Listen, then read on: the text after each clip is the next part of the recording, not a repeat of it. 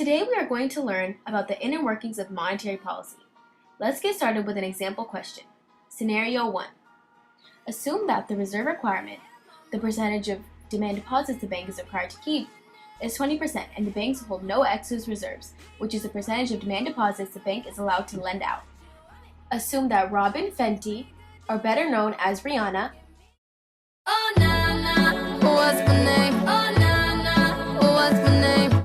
deposits $400 of cash from her pocket into her checking account.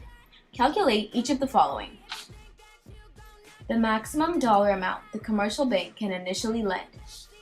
The key to solving this problem is knowing that a single bank is able to loan out its excess reserves. To find the excess reserves, we will multiply the demand deposit of $400 by 0.8, which is 1 minus the reserve requirement of 0.2. That will give us $320 that the bank can now lend. Part 2. The maximum total change in demand deposits in the banking system. Whenever you calculate something in the whole banking system, you must use the monetary multiplier, which represents the maximum extent to which the money supply is affected by any change in demand deposits. The formula for the monetary multiplier is 1 over the reserve requirement. Now we will take the demand deposits of $400 and multiply it by the monetary multiplier, 1 over 0.2, to find out the total change of demand deposits in the banking system. The square root of 69 is 8 something, right? Because I've been trying to work it out. Yes, Drake, it is 8 something, but that's not what we're working on right now. Work. To me, I be work. Guys, seriously, can you pay attention for like 2 seconds? Now I'm 4-5 seconds from wildin'.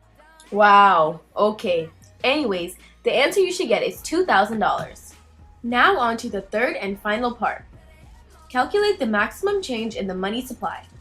The money supply is the total amount of money in circulation within an economy. On that note, we will be using the excess reserves here instead of the demand deposits because part of the demand deposits do not enter circulation. Assuming that all the excess reserves will be loaned out and those loans will enter another bank whose excess reserves will be loaned out, and so on and so forth, we can use a monetary multiplier to solve this problem. The answer we should get is $1,600. On to scenario 2. Assume that the Federal Reserve buys $12 million in government bonds on the open market under their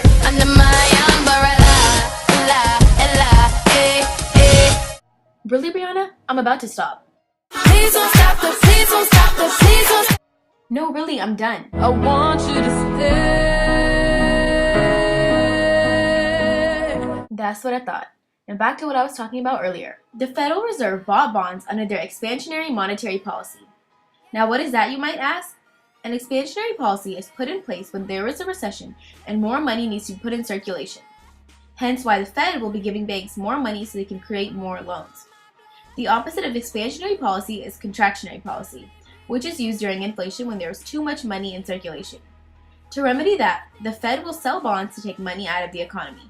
The act of both selling and buying bonds to regulate money supply is called an open market operation, and it is the most important and most widely used monetary policy. Knowing that information, we can now calculate the maximum increase in the money supply in the banking system. Since we are again calculating for the banking system, we will use the money multiplier. When the Fed buys bonds from banks, it is referred to as new money. And since it is from the Federal Reserve, it is not considered a liability.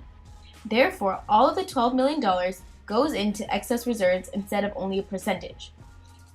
We then multiply 12 million times 1 over 0.2, which is the money multiplier, to get an answer of $60 million. I hope you guys enjoyed watching this video and learned something new. But it's over now. But it's over now. Take it away, Rihanna. All I see is signs. All I see is dollar signs.